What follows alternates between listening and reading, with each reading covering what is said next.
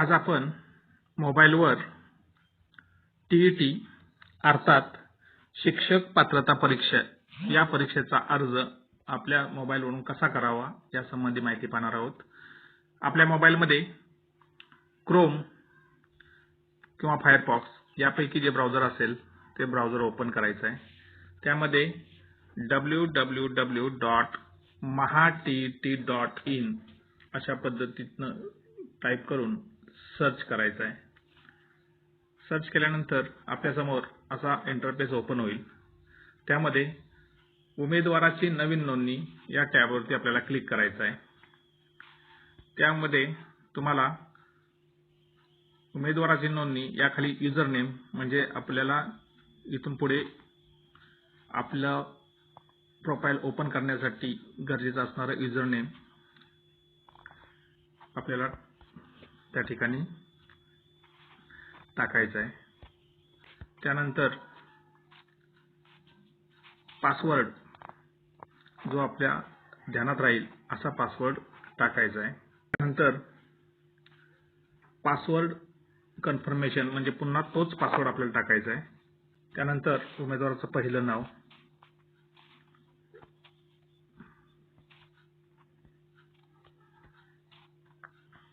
त्यानंतर मधलं नाव आणि आडनाव, त्यानंतर उमेदवाराचा मोबाईल नंबर अचूक टाकावा कारण ओटीपी त्याच्यावरतीच येणार आहे।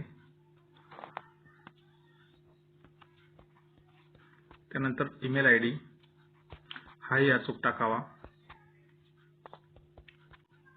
सेंड ओटीपी या बटनावरती क्लिक करावे। आपल्या मोबाईलवरती आणि ईमेलवरती ओटीपी पाठवला जाईल आणि हा पाठवलेला ओटीपी फक्त 15 मिनिटांपर्यंत वैध असेल। ओटीपी आलेला आहे। आलेला ओटीपी आपण कॉपी करून घ्यावा किंवा नोंदणी करा या बटनावर क्लिक करायचं आहे। त्यानंतर आपल्याला आपल्यासमोर रजिस्ट्रेशन डिटेल्स येईल, त्यामध्ये आपण ठेवलेला युजर नेम, त्यानंतर आपण ठेवलेला पासवर्ड, त्यानंतर आपलं नाव, ईमेल आयडी आणि मोबाईल नंबर याचा स्क्रीनशॉट काढून ठेवा कारण तो पुन्हा उपयोगाला येणार आहे। त्यानंतर लॉग इन करा या बटनावरती क्लिक करायचं आहे। आपण जे सुरुवातीला युजर नेम वापरलं होतं ते युजर नेम या ठिकाणी टाकून आपल्याला लॉग इन करायचं आहे। आपण मगाशी वापरलेलाच पासवर्ड या ठिकाणी आपल्याला टाकायचा आहे।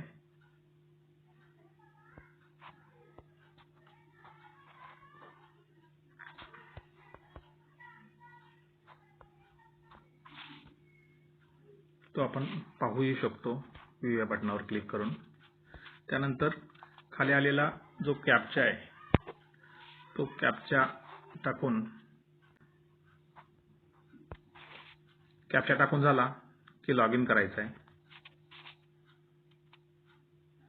लॉग इन या बटनावर क्लिक केलं की आपल्यासमोर असं मुखपृष्ठ ओपन होईल।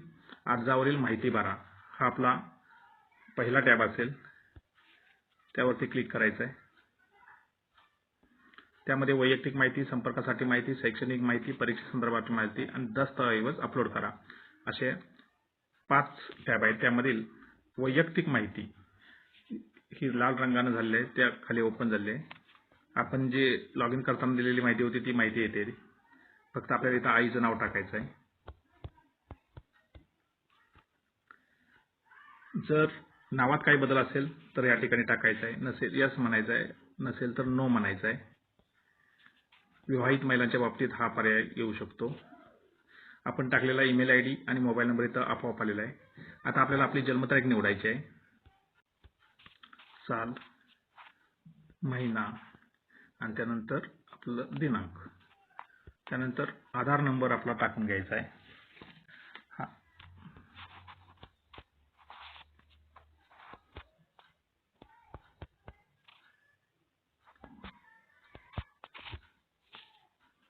जर आधार नसेल तर आधार एनरोलमेंट ID टाकायचा आहे, लिंग सिलेक्ट करायचं आहे.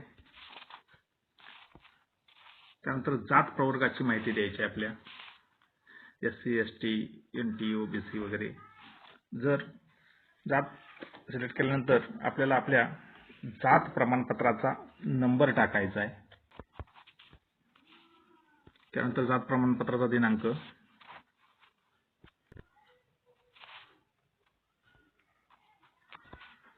सेव्ह अँड नेक्स्ट या बटनावरती क्लिक करायचं आहे. उमेदवाराची माहिती यशस्वी.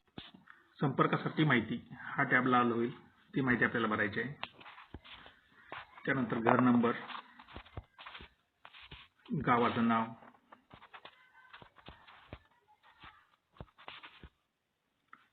जिल्हा,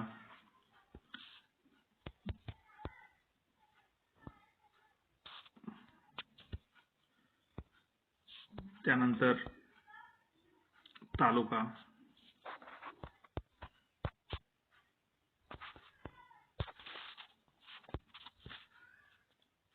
त्यानंतर पिनकोड. हा झाला आपला कायमस्वरूपी पत्ता. आता जर आपण कुठे कायम पत्त्यावरून दुसरी राहत असेल, पत्रव्यवहाराचा पत्ता असेल, तर पत्रव्यवहाराचा पत्ता म्हणजेच करस्पॉन्डन्स ॲड्रेस टाकायचा आहे. अन्यथा जो वरती आहे तोच ॲड्रेस, तोच पत्ता आपल्याला पुन्हा टाकायचा आहे.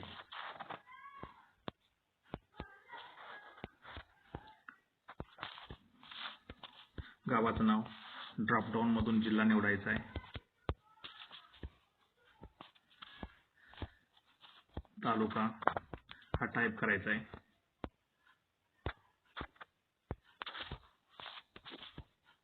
राज्य आपोआप येईल. त्यानंतर पिनकोड जो काय असेल तो टाकायचा आहे. सेव्ह अँड नेक्स्ट या बटनावरती क्लिक करायचं आहे. उमेदवाराची माहिती यशस्वीरित्या सबमिट करण्यात आली असा मेसेज येईल. त्यानंतर आपल्यासमोर तिसरा टॅब म्हणजे शैक्षणिक माहिती हा टॅब ओपन होईल. यामध्ये आपल्याला पहिल्यांदा माध्यमिक शालांत प्रमाणपत्र म्हणजेच SSC याची माहिती आपल्याला टाकायची आहे. इयत्ता 10वीची माहिती. ही माहिती टाकताना आपल्यासमोर आपलं इयत्ता 10वीचं प्रमाणपत्र आवश्यक आहे. त्यावर प्रमाणपत्र क्रमांक टाकायचा आहे, जो की उजव्या बाजूला असतो.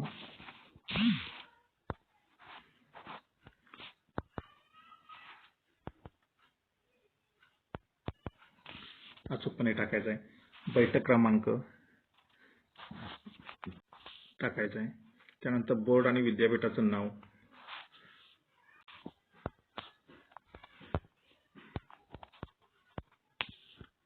उत्तीर्ण झाल्याचा दिनांक टाकायचा आहे आपल्याला, महिना वर्ष. तर कॅलेंडर आपल्यासमोर उपलब्ध होईल, त्यामधून महिना आणि वर्ष टाकायचं आहे. आपल्याला मिळालेले गुण टाकायचे आहेत.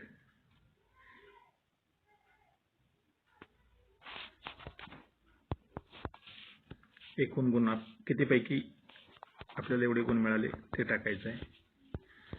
त्यानंतर आपल्याला उच्च माध्यमिक शालांत प्रमाणपत्र म्हणजेच HSCचं प्रमाणपत्रावरील माहिती भरायची आहे.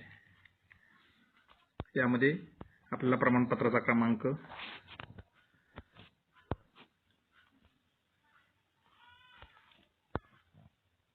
टाकायचा आहे.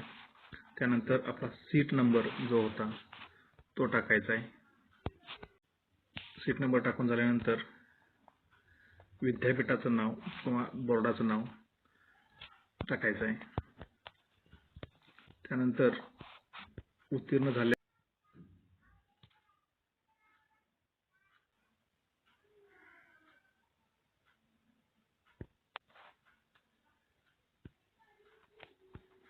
त्यानंतर आपल्याला मिळालेले गुण टाकायचे आहेत, कितीपैकी ते टाकायचं आहे. त्यानंतर जर उमेदवारात शैक्षणिक पदवी शिक्षणाच्या शेवटच्या वर्षात जर शिकत असेल तर उमेदवार मागील वर्षीच्या पदवी शिक्षणाची माहिती भरावी. म्हणजे जर उमेदवार ॲपियर असेल तर त्यांनी ही माहिती भरायची. किंवा पदवीच्या शेवटच्या वर्षाला आहे किंवा पदवीच्या शेवटच्या वर्षाला आहे, त्यांच्यासाठी ही माहिती आहे. त्यापुढील माहिती म्हणजे पदवीची माहिती भरायची आहे. त्याच्या चेकबॉक्सला टिक करूया. त्यानंतर पदव्युत्तर पदवी किंवा पदवीचं नाव आपल्याला सिलेक्ट करायचं आहे. त्यानंतर आपल्याला त्याचा निकाल भरायचा आहे, म्हणजे फायनल इयरला अपिअर्ड आहे की पास आहे, तर पास असं भरायचं आहे. बोर्ड आणि विद्यापीठाचं नाव आपल्याला त्यामध्ये, पदवीला आपल्याला मिळालेले गुण आपल्याला टाकायचे आहेत, एकूण गुणापैकी मिळालेले गुण. ही माहिती भरून झाल्यानंतर जर आपण पदव्युत्तर पदवी घेतली असेल तर त्याच्या चेकबॉक्सला टिक करून माहिती भरायची, अन्यथा तो तसा सोडून द्यायचा आहे. व्यावसायिक पदविका म्हणजेच आपण डीएड झालो असेल, व्यावसायिक पदविकेची माहिती आपल्याला भरायची, किंवा तुम्ही डीटीएड आहे, DLED आहे का डीएड आहे किंवा अदर आहे ते तुम्हाला इथं भरायचं आहे. त्यामध्ये निकाल फायनल इयर अपिअर्ड आहात का पास आहेत ते लिहायचं आहे, ते भरायचं आहे. पदविका किंवा बोर्डाचं नाव तुम्हाला भरायचं आहे.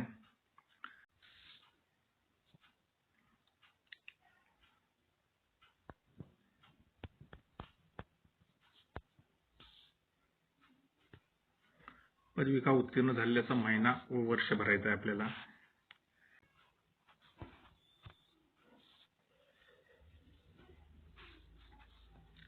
मिळालेले गुण भरायचे आहेत.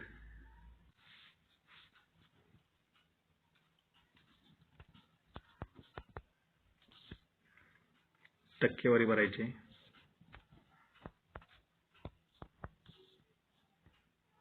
पर्सेंटाईल वगैरे काय असेल तर ते भरायचं आहे.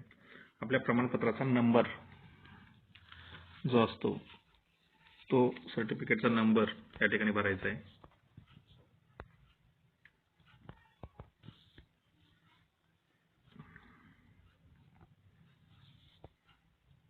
व्यावसायिक पदवी शिक्षण 6 ते 8 म्हणजे पेपर क्रमांक 2 साठीची ही माहिती आहे.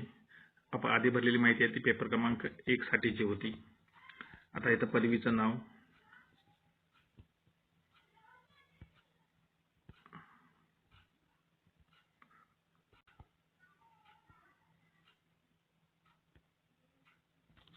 त्या पदवीचं नाव टाकायचं आहे आपल्याला.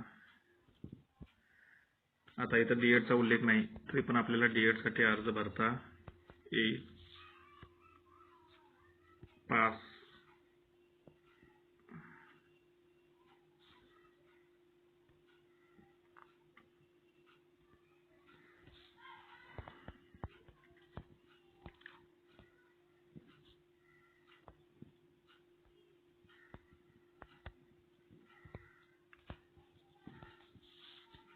उत्तीर्ण झाल्याचा महिना व वर्ष,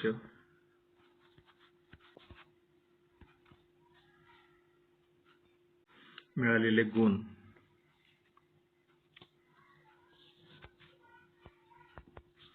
या ठिकाणी डीएड झालेला विद्यार्थी ही आपली माहिती भरू शकतो. तिथं डीएडचा पर्याय जरी नसला तरीही टक्केवारी भरायची आहे.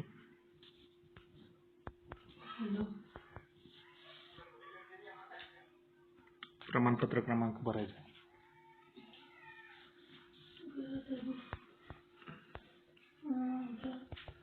400. त्यानंतर सेव्ह अँड नेक्स्ट या बटनावरती क्लिक करायचं आहे.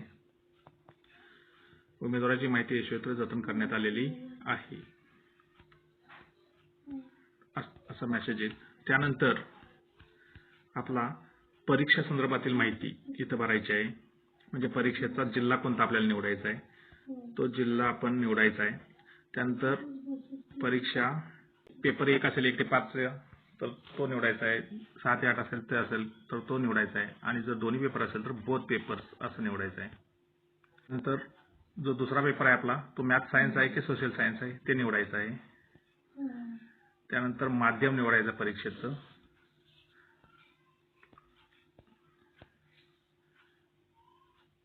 त्यानंतर आपण जे पेपर देणार आहे त्या पेपरवर येणारी दुसरी भाषा आहे ती दुसरी भाषा डिफॉल्ट इंग्लिश आलेली आहे. जर उमेदवार दिव्यांग असेल तर दिव्यांगत्वाची माहिती निवडायची आहे. दिव्यांग असेल तर यस, नसेल तर नो निवडायचं आहे. उमेदवार जर माजी सैनिक असेल तर यस आणि नसेल तर नो निवडायचं आहे. शहीद सैनिकाची पत्नी वगैरे असाल तर यस, नसेल तर नो निवडायचं आहे.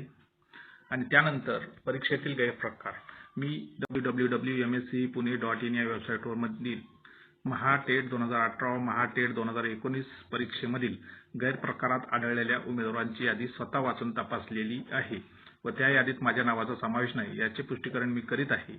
मी येथे करीत असलेले पुष्टीकरण खोटे आढळून आल्यास त्याबाबत होणाऱ्या नुकसानीस कारवाईस मी स्वतः जबाबदार असेल. अशा पद्धतीचं आपल्याला एक प्रतिज्ञापत्र द्यायचं आहे. त्याच्या चेकबॉक्सवरती टिक करायचे आहे. त्यानंतर जुळ्या भावंडांविषयी माहिती म्हणजे आपल्याला जुळी भावंडं आहेत का, बहीण किंवा भाऊ याची माहिती निवडायची आहे. यस असेल तर यस लिहायचं, नसेल तर नोन लिहायचं. त्यानंतर आपल्याला जे पुरावा म्हणून ओळखपत्र द्यायचं आहे त्या ओळखपत्राचा प्रकार निवडायचा आहे. म्हणजे आधार कार्ड असेल, pan card, driving licence, voting card, passport किंवा इतर कोणतं. तर आणि त्याचा नंबर आपल्याला या ठिकाणी टाकायचा आहे. आणि आधार कार्ड नंबर टाकून झाल्यानंतर सेव्ह अँड नेक्स्ट या बटनावरती क्लिक करावं लागेल. त्यानंतर हा माझ्याकडून एक चुकून टॅब राहिला होता. उमेदवार महाराष्ट्र राज्याचा रहिवासी आहे काय, या ठिकाणी यस असं करायचं आहे.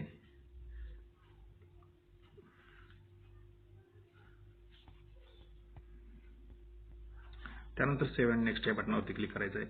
उमेदवाराची माहिती यशस्वीरित्या जतन करण्यात आलेली आहे असा मेसेज येईल. त्यानंतर आपल्याला आपली स्वाक्षरी 17 KB ते 20 KBच्या दरम्यान असणारी या ठिकाणी अपलोड करायची आहे.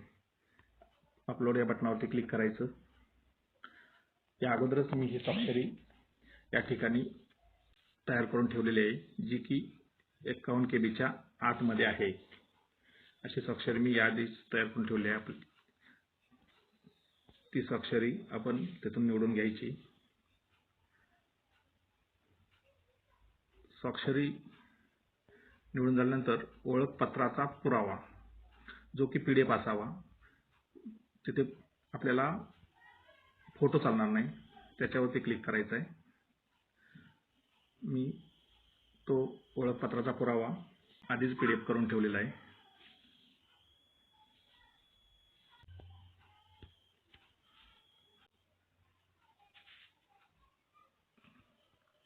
तो त्या ठिकाणी अपलोड करायचा आहे. त्यानंतर जे प्रतिज्ञापत्र आहे आपलं, इथे मात्र फोटो चालेल, त्याच्यावरती क्लिक करायचं आहे.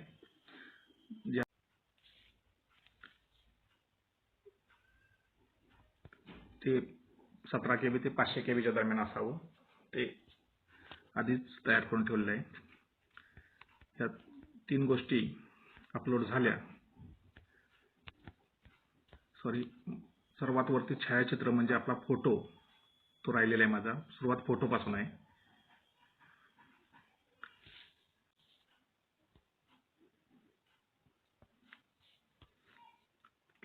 हा फोटोही 17 KB ते 51 KBच्या दरम्यान पाहिजे.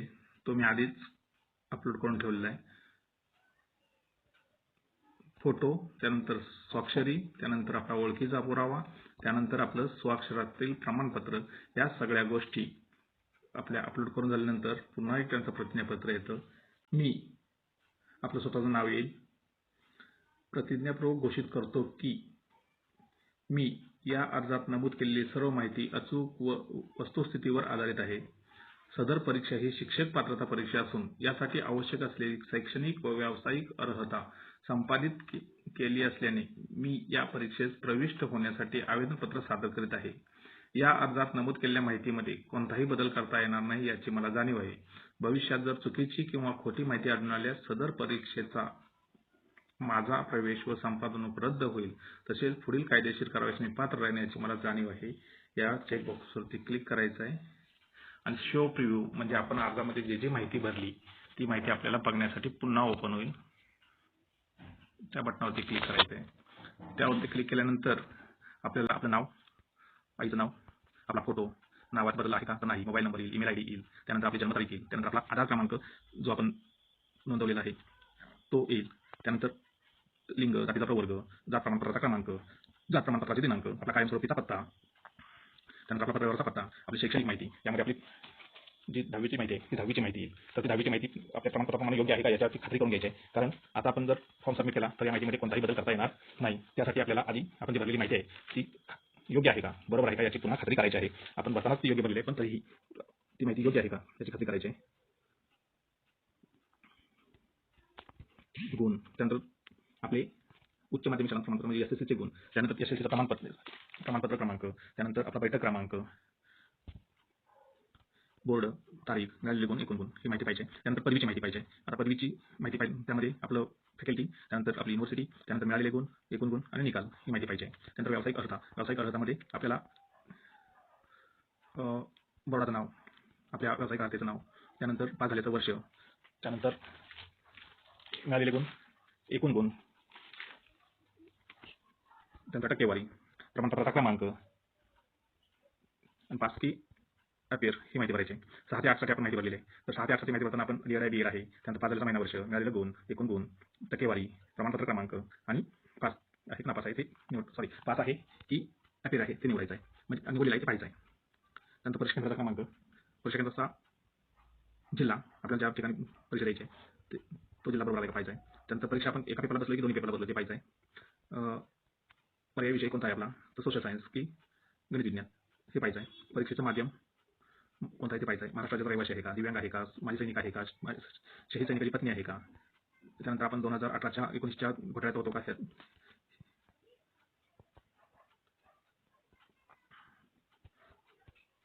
त्यानंतर भाषाविषयी,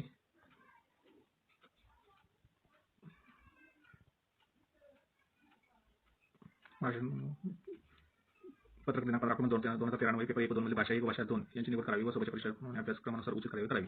ओळखीचा पुरावा, ओळखपत्राचा नंबर, त्यानंतर आपण केलेलं प्रतिज्ञापत्र, आपली सही, आपण स्वाक्षरातलं आपलं जे प्रमाणपत्र आहे ते प्रमाणपत्र, या सगळ्या गोष्टी आपल्यासमोर येतील. आणि या सगळ्या गोष्टी आल्यानंतर आपण प्रोसीड टू पेमेंट या बटनावरती क्लिक करायचं आहे. की प्रोसीड टू पेमेंट या बटनावरती क्लिक करायचं आहे. मग आपल्याला परीक्षा शुल्काचा तपशील येईल. आपलं नाव, जेंडर, जन्मतारीख, कॅटेगरी, एक्झामिनेशन सेंटर, त्यानंतर एक्झाम अप्लाय, पेपर 1, पेपर 2 का दोन्ही पेपर, परीक्षेचं माध्यम, त्यानंतर अपंग आहे का, अपंगत्वाचं प्रमाण, आधार कार्ड नंबर, त्यानंतर भाषा पहिली आणि भाषा दुसरी आणि परीक्षा फी. आता परीक्षा शुल्क भरा या बटनावर क्लिक केलं की परीक्षा शुल्क भरल्यानंतर उमेदवाराला अर्जाची माहिती बदलता येणार नाही. परीक्षा शुल्क भरण्यासाठी पुढे जायचे आहे का, तर जायचं असेल तर होय, नाही तर नाही या बटनावर क्लिक करायचं. होय या बटनावर क्लिक केलं की आपल्याला परीक्षा फी जी आहे ती परीक्षा फी कोणत्या माध्यमातून भरायची आहे याची माहिती येईल. म्हणजे क्रेडिट कार्ड, डेबिट कार्ड, त्यानंतर इंटरनेट बँकिंग, UPI किंवा QR कोड त्यापैकी कोणतंही आपण पर्याय निवडू शकतो. आता मला माझी परीक्षा फी डेबिट कार्ड वरून भरायची आहे, त्यामुळं डेबिट कार्डचा नंबर टाकावा लागेल.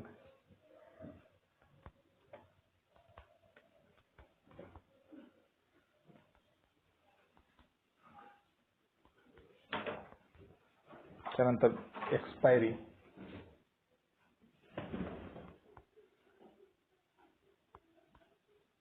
त्यानंतर त्याच्या डेबिट कार्डच्या पाठीमागे असलेला आपला CV नंबर या गोष्टी टाकाव्या लागतील. त्यानंतर कार्ड होल्डरचं नाव जे कार्डवरती आहे ते टाकावं लागेल.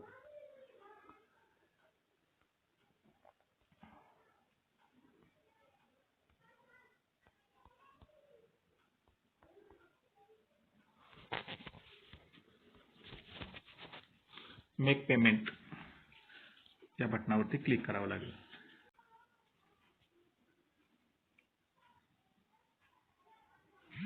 त्यासाठी OTP येईल, तो कॉपी करून घ्यावा लागेल. तो OTP पेस्ट करायचा आहे आणि मेक पेमेंट या बटनावरती क्लिक करायचं आहे.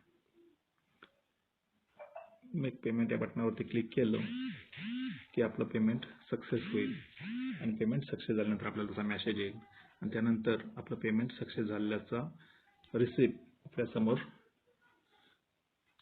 येईल. ती रिसिप्ट आपण डाउनलोड पेमेंट रिसिप्ट या बटनावरती क्लिक करून ती रिसिप्ट आपण डाउनलोड करू शकतो. माझी पेमेंटची रिसिप्ट डाउनलोड झालेली आहे. आता आपल्या मुख्य पृष्ठावर येऊन अर्जावर माहिती भरलेली आहे. परीक्षा फी भरा हा पर्यायही झालेला आहे. अर्ज डाउनलोड करा या बटनावरती क्लिक करायचं आहे. आपल्यासमोर आपला अर्ज ओपन होईल.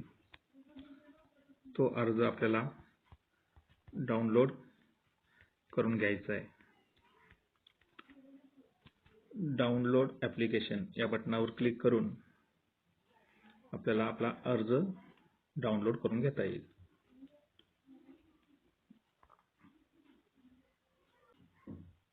अशा पद्धतीनं आपण भरलेला जो अर्ज आहे तो अर्ज डाउनलोड केला जाईल.